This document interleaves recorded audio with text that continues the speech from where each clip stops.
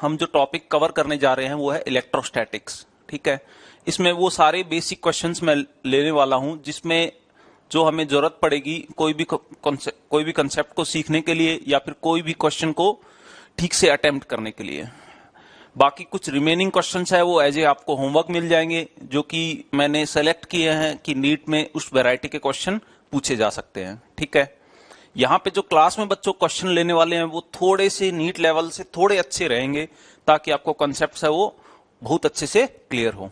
ठीक है, एक क्वेश्चन है बच्चों आपके सामने, दो चार्ज पार्टिकल रखे हुए हैं Q1 Q2। ठीक है, Q1 और Q2 है, उनके आपको कोऑर्डिनेट्स दिए हुए हैं -1,1,1,1। ये Q1 का कोऑर्डिनेट है। ठीक है, आप क्वेश्चन पढ़ोगे तो आपको समझ में आएगा। और Q2 है, उसका कोऑर्डिनेट है बच्चों 3,1,-2। ठीक है, आपको पूछा है उनके बीच फोर्स का मैग्नीट्यूड बता दो, और एक और चीज पूछिए बच्चों, यूनिट वेक्टर बताओ along the electrostatic force on Q2। क्या यूनिट वेक्टर बताओ along the electrostatic force on Q2। ठीक है, तो बच्चों इस क्वेश्चन को हम अटेम्प्ट करने जा रहे हैं।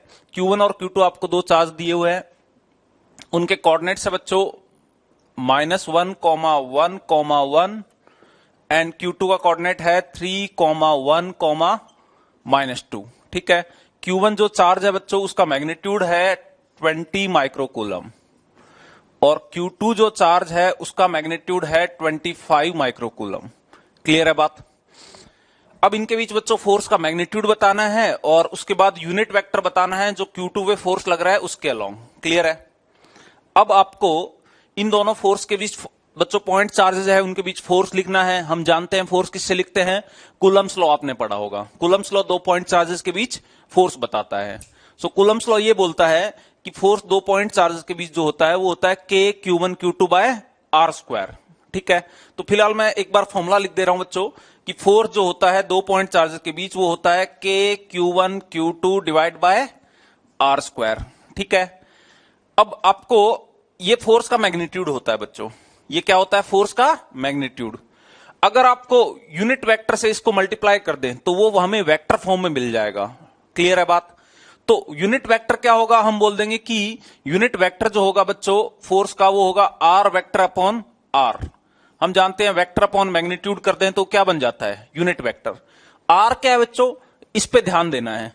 देखो दो चीजें हैं यहां पे, मैग्नीट्यूड पूछे तो बस इतना सा ही पुट कर देना है K Q1 Q2 bye R²। आप सब जानते हो कि बच्चों सेम नेचर के चार्ज होंगे तो फोर्स होगा वो क्या होगा, रिपल्सन फोर्स होगा। चाहे निगेटिव नेगेटिव है तो क्या होगा बच्चों, रिपल्सन। पॉजिटिव पॉजिटिव है तो क्या होगा, रिपल्सन। तो बच्चों यहां पे चार्जेस को अगर सिंपली फोर्स पूछता, जैसे मैग्नीट्यूड पूछता, आपको क्या पूछता, मैग्नीट्यूड, तो मैं simply K Q1 Q2 bye R² में पुट कर देता और फोर्स की डायरेक्शन मैं किससे डिसाइड कर लेता, मैनुअली डिसाइड कर लेता by the nature of charges. दोनों पॉजिटिव है तो रिपल्सन होगा, दोनों नेगेटिव है तो रिपल्सन होगा। फिर चार्जेस को बच्चों साइन के साथ पुट करने की जरूरत नहीं है। अगर वेक्टर फॉर्म में पूछ ले बच्चों तो चार्जेस को साइन के साथ पुट करना है। ठीक है, और क्या, उसको मल्टीप्लाई करना है एक unit vector that is R vector upon R। Clear है बात? अब ये R वेक्टर क्या है, R वेक्टर बच्चों थोड़ा ध्यान से सुनना, जिस चार्ज पे फोर्स पूछा है, जैसे इस क्वेश्चन में किस पे फोर्स पूछा है, Q2 पे, तो R वेक्टर होगा जिस चार्ज के ऊपर फोर्स पूछा है उसको मिलाने वाला वेक्टर, उसको मिलाने वाला वेक्टर। फिर से ध्यान सुनना बच्चों, R वेक्टर क्या होगा, जिस चार्ज के ऊपर फोर्स पूछा है उसको मिलाने वाला वेक्टर। तो मैं बच्चों R वेक्टर की यहां पे बात करूं तो R वेक्टर होगा इस वेक्टर, इस पॉइंट को मिलाने वाला वेक्टर। क्यों बच्चों, Q2 पे फोर्स पूछा है तो R वेक्टर होगा बच्चों final position vector minus initial position vector. तो बच्चों फाइनल पोजीशन वेक्टर देखो 3 माइनस ऑफ I कैप, समझ पा रहे हो, क्योंकि बच्चों 1 I कैप है। तो ये हो गया बच्चों I में। वैसे ही फाइनल माइनस इनिशियल करोगे J में कितना होगा, तो हम बोलेंगे 1 J cap minus 1 J cap, that is 0 J cap बन जाएगा। सो 1 माइनस 1 J कैप लगा रहा हूं डायरेक्टली। K कैप में बच्चों final position vector minus initial position vector, तो K में बच्चों आपको समझ में आ रहा होगा -2 -1, तो कितना बन गया, minus of 3 K cap, minus of 3 K cap. तो बच्चों अगर आपको वेक्टर फॉर्म में पूछे तो मैं R वेक्टर अपॉन R के मैग्नीट्यूड से डिवाइड कर दूंगा। फिलहाल आपको इस क्वेश्चन में पूछा है फोर्स का मैग्नीट्यूड कैलकुलेट कर लो और यूनिट वेक्टर कैलकुलेट कर लो जिसके अलोंग फोर्स लग रहा है। तो R वेक्टर जो है उसका यूनिट वेक्टर निकालना है। तो बच्चों ये कितना हो गया, 3 और ये 1 ऐड हो जाएगा तो 3 और 1 4 I कैप, जे कैप बच्चों 0 है, के कैप कितना है -3 k cap. So this is our R vector. R vector की बच्चों वैल्यू निकाल ली हमने। आर वेक्टर का मैग्नीट्यूड की बात की जाए तो आर वेक्टर का मैग्नीट्यूड होगा बच्चों ये स्क्वायर प्लस ये स्क्वायर का under root, that is 4 square plus 3 का स्क्वायर का अंडर रूट, कितना हो जाएगा 5 हो जाएगा। ठीक है, तो पहले बच्चों फोर्स के मैग्नीट्यूड की बात कर लेते हैं और फिर हम यूनिट वेक्टर की बात कर लेते हैं। यूनिट वेक्टर क्या होगा, आर वेक्टर अपॉन आर का मैग्नीट्यूड। तो यूनिट वेक्टर बच्चों देखो क्या होगा, पहले यूनिट वेक्टर देख लेते हैं, क्योंकि वेक्टर निकाल लिया है उसका मैग्नीट्यूड निकाल लिया है। तो यूनिट वेक्टर होगा बच्चों 4i cap minus 3k cap divide by 5। This is unit vector, जो कि सेकंड पार्ट में पूछा हुआ है आपको। ठीक है, यूनिट वेक्टर अपने क्या, इसको आर कैप से डिनोट कर रहा हूं बच्चों, ये क्या है आर वेक्टर अपॉन आर का मैग्नीट्यूड। अब ये आर वेक्टर क्या था, फिर से बच्चों रिपीट कर रहा हूं, जिस चार्ज के ऊपर फोर्स पूछे उसको मिलाने वाले वेक्टर को हम, उसको ज्वाइन करने वाले वेक्टर को हम क्या बोल देते हैं, आर वेक्टर बोल देते हैं। बात क्लियर है। अब बच्चों फोर्स का मैग्नीट्यूड निकालना आसान है। फोर्स का मैग्नीट्यूड तो बच्चों यही वाली क्वांटिटी दे रही है। ठीक है, अब मैंने क्या बताया कि फोर्स कैसा होगा, दोनों बच्चों चार्जेस की नेचर है वो पॉजिटिव है, तो फोर्स रिपल्सन होगा, चार्जेस को साइन के साथ पुट करने की जरूरत नहीं है। तो बच्चों फोर्स का सिंपली मैग्नीट्यूड की बात कर रहा हूं तो मैं सिंपली लिखूंगा बच्चों के इज बच्चों 9 × 10 पावर 9, Q1 इज बच्चों 20 microcoulomb, so 20 micro is 10 power -6। Q2 is 25, that is 25 into 10 power -6. So K Q1 Q2 by R square. R बच्चों कितना है, R जो है उसका मैग्नीट्यूड हम निकाल चुके हैं 5, so 5 का स्क्वायर। क्लियर है बात। तो बच्चों इसको सॉल्व करना है, 5 का स्क्वायर 25 हो गया, 25 से कैंसिल आउट हो गया। ठीक है, और सॉल्व करते हैं बच्चों 10 पावर -6, 10 पावर -6, 10 पावर -12 बन गया। ये 9 है तो 10 पावर 3 है जो कि नीचे चल रहा है। क्लियर है बात। ऊपर कितना है बच्चों 20 × 9, 20 × 9 हो गया बच्चों 180। क्लियर है, 0 से 0 कैंसिल आउट हो गया, फोर्स आ गया 0.18 न्यूटन। फोर्स कितना आ गया 0.18 न्यूटन, कोई दिक्कत नहीं है। तो फोर्स का मैग्नीट्यूड बच्चों ये है, फोर्स के अलोंग जो यूनिट वेक्टर है वो ये है। क्लियर है। कई बार आपको बच्चों एक और इसमें एडिशनल क्वेश्चन पूछा जा सकता है कि फोर्स बताओ वेक्टर फॉर्म में, आंसर आपको वेक्टर फॉर्म में दिया रहेगा। तो फोर्स बताना है अगर वेक्टर फॉर्म में तो चार्जेस को पहली बात तो साइन के साथ पुट करना है। सिंपली मैग्नीट्यूड बताना है तो बच्चों चार्जेस को सिंपली पुट कर देना है, साइन पुट करने की जरूरत नहीं है, क्योंकि हम मैनुअली निकाल लेंगे कि फोर्स रिपल्सन नेचर का होगा या अट्रैक्शन नेचर का होगा। सेम नेचर के चार्ज है तो बच्चों रिपल्सन होगा, ऑपोजिट नेचर के चार्ज है तो अट्रैक्शन होगा। अगर आपको वेक्टर फॉर्म में फोर्स पूछ ले बच्चों, तो वेक्टर फॉर्म बच्चों यहां पे जो लिखी हुई है वही वेक्टर फॉर्म है। क्या K Q1 Q2 by R square, sign के साथ चार्जेस पुट करने अगर वेक्टर फॉर्म में पूछा है, multiply by R vector upon R करना है। आर वेक्टर बच्चों क्या है, जिस चार्ज के ऊपर फोर्स निकाल रहे हो उसको ज्वाइन करने वाला वेक्टर। वो कैसे निकालते हैं, final position vector that is 3i plus j minus 2k, final position vector minus initial position vector that is -i plus j plus k minus, so final position vector minus initial position vector को हम क्या बोल रहे हैं बच्चों, are vector बोल रहे हैं। सो ये एक बेसिक क्वेश्चन था दो चार्जेस के बीच फोर्स कैलकुलेट करने का। स्केलर फॉर्म में कैसे कैलकुलेट करते हैं और वेक्टर फॉर्म में कैसे कैलकुलेट करते हैं, हमने दोनों एक साथ कवर किया। नेक्स्ट क्वेश्चन देखते हैं बच्चों। 2 point charges are placed at distance small r in the air, exert a force F on each other। ठीक है, अब आपको बोला है कि what is the value of capital R at which they experience force 4F when placed in a medium of dielectric constant K is equal to 16। ठीक है, तो बच्चों आपको ऐसे बोला है बच्चों 2 पॉइंट चार्जेस है वो की कुछ स्मॉल आर डिस्टेंस पे है और उनके बीच फोर्स है वो क्या है, F है। अब इनिशियली आपको कुछ नहीं बोला था, हम वैक्यूम समझेंगे कि वो चार्जेस कहां रखे हुए हैं बच्चों, वैक्यूम में रखे हुए हैं। ठीक है, उसके बाद ये बोला आपको कि उन चार्जेस को कितने डिस्टेंस पे रखें, डिस्टेंस चेंज कर रहा है वो। ठीक है, और मीडियम भी चेंज कर रहा है ताकि उनके बीच जो फोर्स पहले F लग रहा था अभी कितना हो जाए, 4F हो जाए। ठीक है, तो बच्चों पहले जो फोर्स F था उसकी बात करते हैं कि मान लो दो चार्जेस थे बच्चों वैक्यूम में रखे हुए थे, मैग्नीट्यूड था सपोज Q1 Q2। ठीक है, और उनके बीच में गैप ऑलरेडी क्वेश्चन में बच्चों गिवन है स्मॉल r। क्लियर है, तो फोर्स F जो होगा कूलम्स लॉ से that is K Q1 Q2 by R square. और K क्या होता है बच्चों, K होता है 1/4πε0। इसकी वैल्यू कितनी होती है, इसकी यूनिट, इसकी वैल्यू जो होगी बच्चों वो होगी 9 × 10 पावर 9। ठीक है, सो K Q1 Q2 divide bye R square.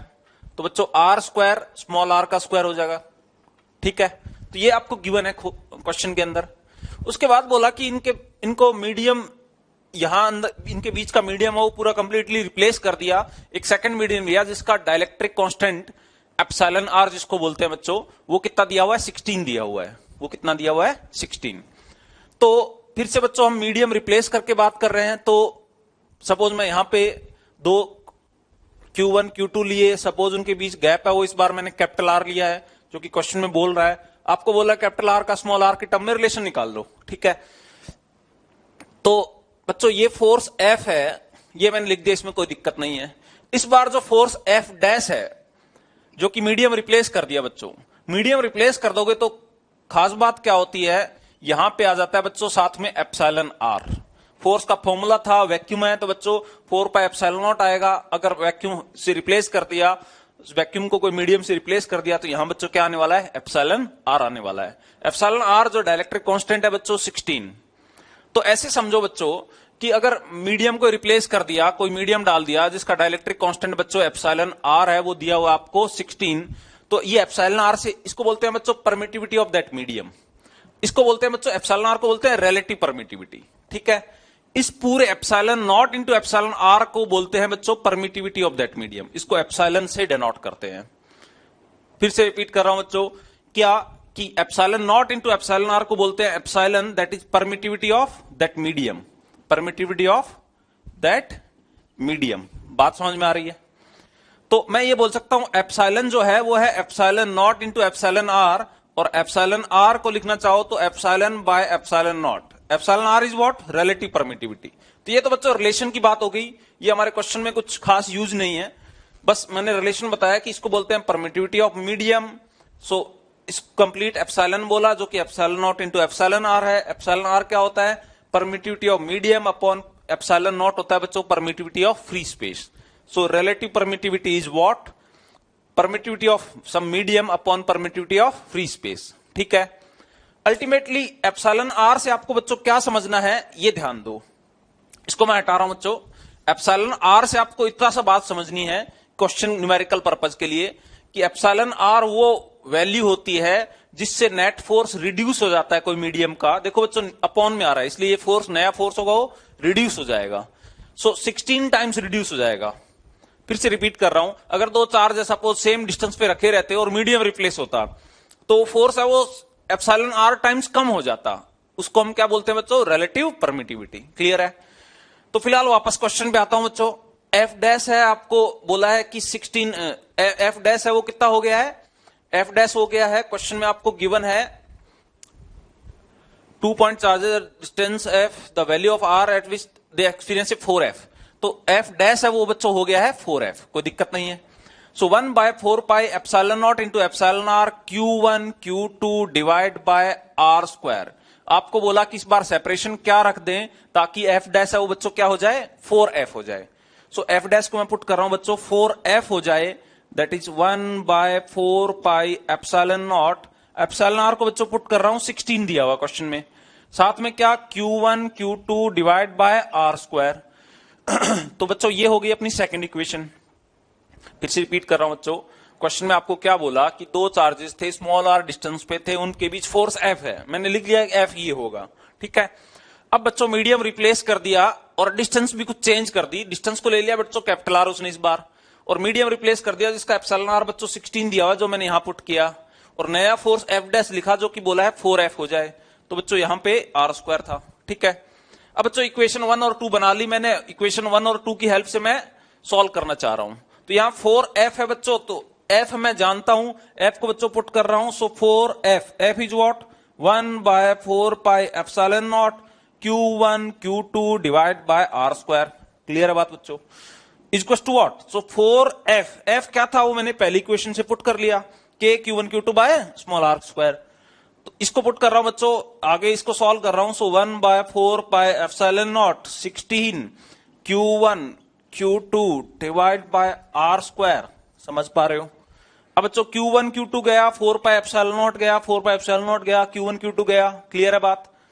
और बच्चों यहां आर स्क्वायर है, यहां कैपिटल आर स्क्वायर है। फोर्स को मैं देखो मैंने 4 टाइम्स लिख दिया है, कोई दिक्कत नहीं है। तो बच्चों आर को स्मॉल आर की टर्म में निकालना है, क्रॉस मल्टीप्लाई कर लो। सो बच्चों देखो क्या बनने वाला है, R square is equal to, इसको उधर ले गया, that is R square divide by 16, ये 4 अपॉन में चला जाएगा कि नहीं। सो 16 इंटू 4 बच्चों कितना बन जाएगा, 64 बन जाएगा। 16 इंटू ये 4 अपॉन में जाएगा बच्चों, आर स्क्वायर देखो ऊपर ले आया मैं, इस आर स्क्वायर को राइट हैंड साइड में ले गया, क्रॉस मल्टीप्लाई कर लिया, 4 को बच्चों नीचे ले गया, तो 16 इंटू 4 बच्चों कितना बन गया, 64। तो बच्चों बताओ कैपिटल आर है वो स्मॉल आर के टर्म में कितना होगा, दोनों तरफ स्क्वायर रूट ले लोगे तो आर बाय 64 का अंडर रूट बच्चों 8 हो जाएगा। समझ पा रहे हो कि नहीं। तो ये कहानी थी, इसमें मैंने 2 चीजें आपको मेंशन करनी चाहिए कि अगर बच्चों मीडियम रिप्लेस कर दें तो फोर्स है वो एप्सिलॉन आर टाइम्स कम हो जाता है। So what is relative permittivity, relative permittivity is what, it is the factor by which force reduces if you are keeping the same distance. इस क्वेश्चन का बात अलग था, इस क्वेश्चन में क्या बोला, कैपिटल स्मॉल आर डिस्टेंस पे रखे थे, फोर्स एफ था, इस बार कैपिटल आर डिस्टेंस कुछ कौन सी डिस्टेंस हो ताकि फोर्स है वो 4F बन जाए, और मीडियम भी इसने रिप्लेस कर दिया एप्सिलॉन आर वाला। तो एप्सिलॉन आर वाला फैक्टर तो बच्चों मैंने डिवाइड कर दिया, वो फैक्टर जिससे फोर्स रिड्यूस हो जाए, और कैपिटल आर डिस्टेंस रखनी है ताकि फोर्स बच्चों क्या हो जाए, 4F हो जाए। तो यहां से बच्चों कैपिटल आर निकल के आया स्मॉल आर बाय 8। क्लियर है। तो ये था बच्चों एप्सिलॉन आर से रिलेटेड कोई क्वेश्चन। बच्चों आपके सामने एक क्वेश्चन है जो कि स्टैंडर्ड सा क्वेश्चन है, पूछा जा सकता है बच्चों नीट में भी। ठीक है, आपको ये बोला हुआ है कि डायग्राम भी दिया हुआ है, क्वेश्चन भी बच्चों आपको मेंशन्ड है कि 2 प्लेट्स है, उनके बीच एक इलेक्ट्रिक फील्ड लगा हुआ है। इलेक्ट्रिक फील्ड का वैल्यू जो है वो है 91 इंटू 10⁻⁻6 वोल्ट पर मीटर। ठीक है, इलेक्ट्रिक फील्ड का बच्चों यूनिट होता है वोल्ट पर मीटर। ठीक है, या फिर न्यूटन पर कूलम भी इसका यूनिट होता है। इलेक्ट्रिक फील्ड लगा हुआ है, अब बच्चों एक इलेक्ट्रॉन को ऐसे प्रोजेक्ट कर दिया विद स्पीड v0। तो आपको पता है बच्चों इलेक्ट्रॉन कौन अट्रैक्ट करेगा, इलेक्ट्रॉन को पॉजिटिव प्लेट अट्रैक्ट करेगी, तो इलेक्ट्रॉन बच्चों डेविएट होगा ऊपर की तरफ। ठीक है, क्वेश्चन में आपको देखो लास्ट लाइन में क्या पूछा है, एंगल ऑफ डेविएशन पूछा है। गिवन क्या क्या है, प्लेट की बच्चों लेंथ गिवन है 1 मीटर ट्रेवल करेगा with speed v0, with speed v0, और v0 दी हुई है 4 इंटू 10⁻3 मीटर पर सेकेंड। मास ऑफ इलेक्ट्रॉन मालूम है हमें, वैसे गिवन है, इलेक्ट्रॉन का चार्ज मालूम है। तो बच्चों कैसे अटेम्प्ट करना है, क्वेश्चन पूछा है what is angle of deviation. तो ध्यान देना, ये प्लेट बनाई मैंने, अब देखो यहां पे खास बात क्या है, जैसे आपको याद होगा आपने प्रोजेक्टाइल जैसे डील करते थे बच्चों, उसी तरीके से इसको डील करना है।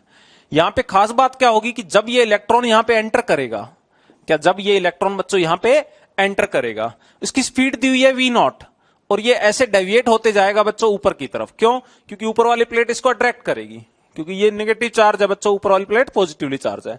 डेफिनेटली इलेक्ट्रिक फील्ड का डायरेक्शन किधर रहा होगा, ऊपर से नीचे की तरफ रहा होगा। इसको कई बार क्वेश्चन में बच्चों लैंग्वेज में ट्रांसवर्स इलेक्ट्रिक फील्ड भी बोलता है। ट्रांसवर्स मतलब वेलोसिटी के परपेंडिकुलर इलेक्ट्रिक फील्ड, कोई दिक्कत नहीं है।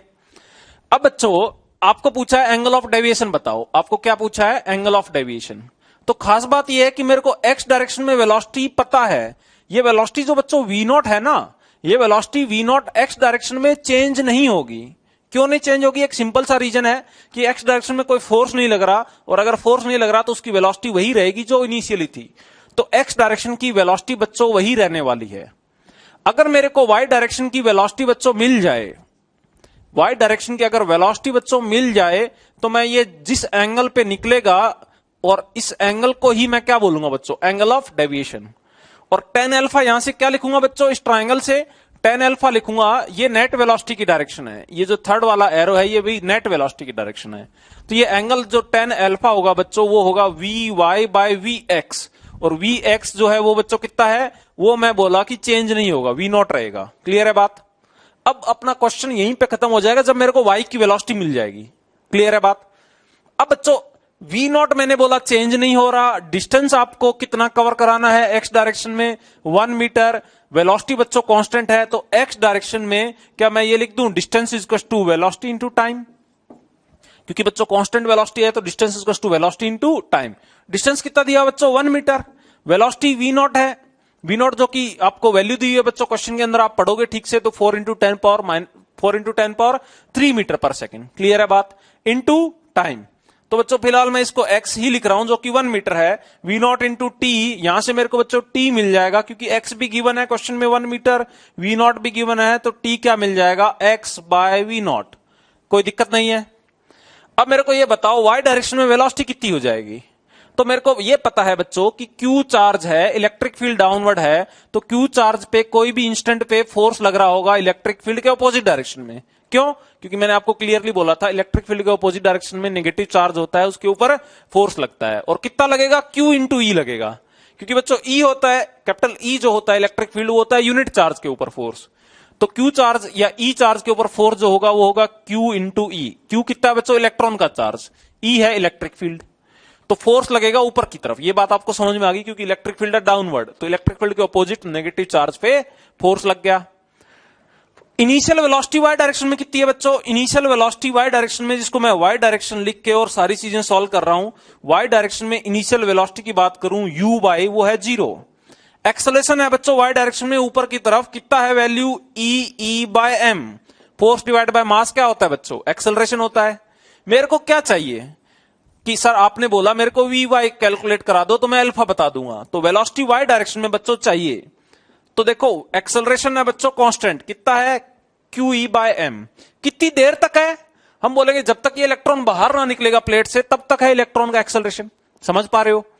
तो एक्सेलरेशन मेरे को वाई में मालूम है, क्या मैं इसमें इक्वेशन ऑफ मोशन लगाऊं? v equal to u plus a t, first equation of motion. तो मैंने लगाया बच्चों v y equal to u y plus a Y into t. Y क्यों लिख रहा हूं बच्चों? वाई डायरेक्शन में लगा रहा हूं। यू वाई क्या लिखा? 0, क्योंकि इनिशियल वेलोसिटी वाई में तो कुछ है ही नहीं। ऊपर की तरफ वेलोसिटी कितनी हो जाएगी? A Y. What is A Y? Q E by M. So बच्चों इसको मैं आगे यहीं पे सॉल्व कर रहा हूं। वी वाई कितना होगा? A Y into T. A Y is E by M into T. T बच्चों आप यहां से निकाल चुके, आपको मालूम होगा टी क्या आ गया है? X by we naught. बात समझ में आई कि नहीं? अब बच्चों वी वाई मिल गया, टी मैंने देखो ऊपर वाली इक्वेशन से पुट किया। ये पुट क्यों किया है बच्चों? क्योंकि एक्स में इतना ट्रेवल करने में वी नॉट स्पीड से इतना टाइम लगा है, और इतनी देर तक वाई में कितनी स्पीड गेन कर ली? मैं बोलूंगा a Y into T. T क्या होगा बच्चों? X by we not.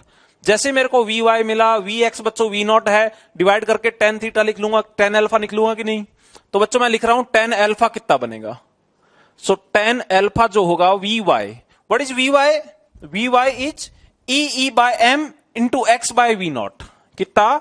E by M multiply by x by we not. हाँ कि ना? What is V X? V X is बच्चों वी नॉट। वी एक्स आपको बोला था बच्चों वी एक्स क्या रहेगा? वी नॉट रहेगा, तो डिवाइड बाय बच्चों वी नॉट कर देंगे। हाँ कि ना? तो बच्चों ये बन जाएगा tan alpha E by M multiply by x by we naught का स्क्वायर। क्लियर है बात? अब बच्चों इसमें लिमिट सारी चीजें पुट कर रहा हूं। ई है चार्ज ऑफ इलेक्ट्रॉन, ई है बच्चों 1.6 इंटू 10 पावर माइनस 19। ई है बच्चों इलेक्ट्रिक फील्ड, इलेक्ट्रिक फील्ड कितना दिया आपको? 91 into 10 power minus 6, 91 into 10 power minus 6। Clear है बात?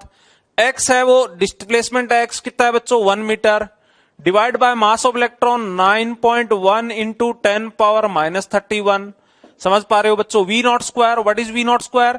हम बोलेंगे 4 इंटू 10 पावर 3 का square, that is 16 into 10 power 3 का स्क्वायर करोगे तो बच्चों 6 बन जाएगा। समझ पा रहे हो? तो ये है वी नॉट का स्क्वायर। बच्चों इन सब चीजों को सॉल्व करोगे तो ये सॉल्व होने के बाद बच्चों ये वैल्यू 1 आने वाली है। आप चाहो तो चेक कर सकते हो बच्चों, 19 है 6 है, ऊपर 19 और पावर ऐड हो जाएगी, 19 और 6 होगी 25। ठीक है? नीचे भी देखा जाए तो बच्चों 10 पावर माइनस 25 ही है। ठीक है? तो बच्चों इनको ये कैंसिल आउट हो जाएगा, ये सब कुछ बच्चों कैंसिल आउट होने वाला है, सब कैंसिल आउट होकर 10 अल्फा आ गया बच्चों 1। तो इसका मतलब अल्फा कितना रहेगा? अल्फा 45 होता है तब 10 अल्फा 1 होता है, तो अल्फा कितना एंगल ऑफ डेविएशन है वो निकल के आया 45 डिग्री। कई बार आपको इस क्वेश्चन में आपको ये पूछ लेता है कि what is the deviation? What is the deviation? Angle of deviation ना बोल के डेविएशन पूछ लेता है। इसका मतलब वाई डायरेक्शन में कितना डिस्प्लेस हो गया, इसका मतलब बच्चों वाई डायरेक्शन में कितना डिस्प्लेस हो गया। तो बच्चों टाइम तो एक्स वाली इक्वेशन से निकल जाएगा, और मैं कौन सी इक्वेशन ऑफ मोशन लगाऊंगा? Second equation of motion. किसमें? वाई में। तो मैं वाई में अगर मेरे को बोल दे डेविएशन बताओ, सिंपली एंगल ऑफ डेविएशन ना बोल के सिंपली बोल दे कितना डेविएट हो गया, तो मैं इक्वेशन ऑफ मोशन यूज करूंगा y is equal to u t plus half a t square. ये किसमें? y डायरेक्शन में। y डायरेक्शन में इनिशियल वेलोसिटी 0 है, एक्सेलरेशन पता है, टाइम बच्चों यहां से x वाली इक्वेशन से मिल गया है। समझ पा रहे हो कि नहीं? तो बच्चों इस क्वेश्चन में तो एंगल ऑफ डेविएशन पूछा था, इसलिए मैंने v y by v x कर दिया, टेन अल्फा मिल गया। कई बार आपको डेविएशन पूछेगा तो सेकंड इक्वेशन ऑफ मोशन लगा दो y में, तो y is what, displacement in y direction, and that is also known as deviation. Yes और नो? तो बच्चों एक simple common variety of question था जिसको आपको ध्यान रखना है।